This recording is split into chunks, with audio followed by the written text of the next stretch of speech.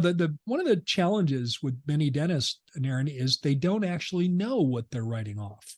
And let me take a minute and explain that.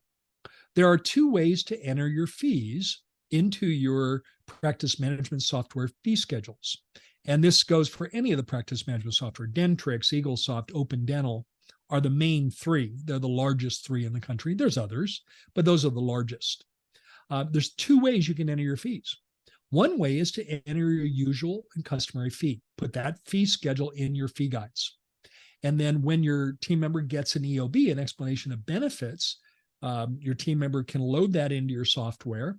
And then the software will do the heavy lifting to determine what your net production was after the adjustment. And you can now figure out what you collect from the patient based on your net production. Only 10% of dentists in the country enter their usual and customary fee schedule, Naren. The advantage to entering your usual and customary fee schedule is you can run a report of insurance adjustments and find out exactly how much you're adjusting off. But the other way that's much more common, 90% of dentists do it the other way. And both of these are accepted accounting norms as to how to do it. The other way that you can do it is you can enter your contracted fees.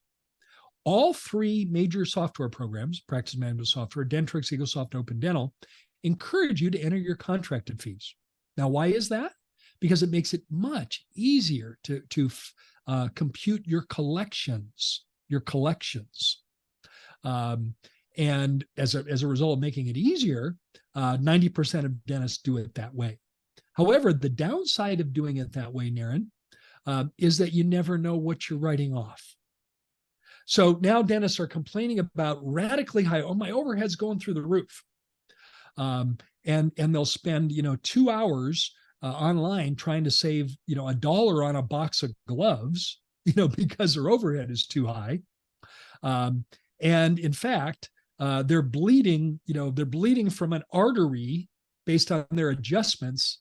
The $1 they're going to save on the box of gloves isn't going to amount to anything while they're bleeding out over here based on the amount of adjustments that they're handing over to the fat cats at the insurance company. Yeah, we have seen, hundreds of thousands of dollars in write-offs, right? A lot of times. Well, I want to use an example.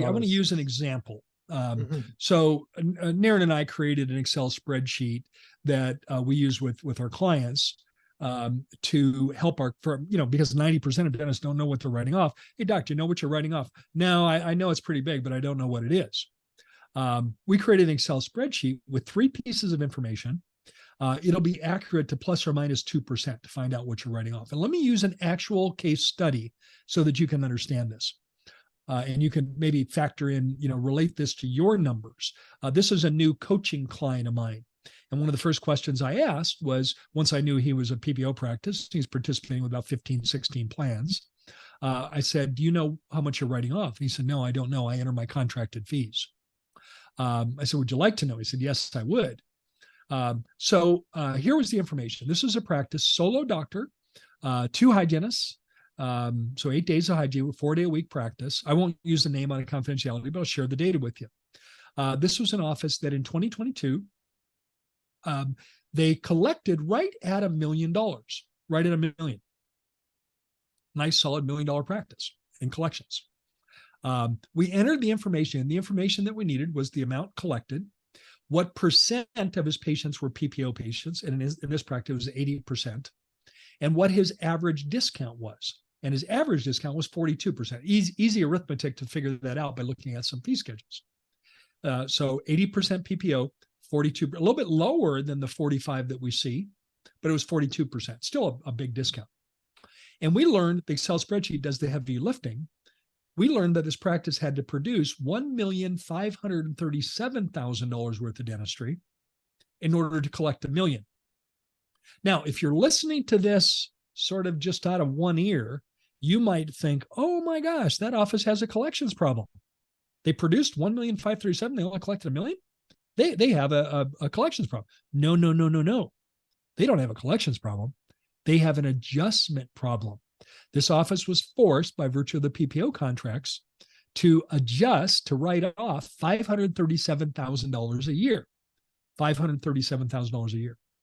Now, from this moment forward, as a listener to the Thriving Dentist Show, I want you to think of your insurance adjustments as a marketing expense. Why? Because you're paying the insurance company to provide you patients. You're paying Delta to provide you patients. Now, as soon as you start thinking that, I believe the way you think about things is going to change. I don't know anybody that spends $537,000 a year on marketing, actual, spending it to a marketing company. But in fact, this office was spending, and I'm using spending in air quotes, $537,000 a year on marketing. Now, here it gets even more insidious in the form of those insurance adjustments. It even gets more insidious because the overhead, Naren, what's the overhead based on? Is the practice overhead based on the million they collected or the $1,537,000 they had to produce? It's based on the $1,537,000 they have to produce, because that's how much dentistry they were doing, right? So that's how much consumable supplies. That's how much team member, wages to produce that. So you're right. It's based on the $1,537,000, not on the million they collected. Adds insult to injury.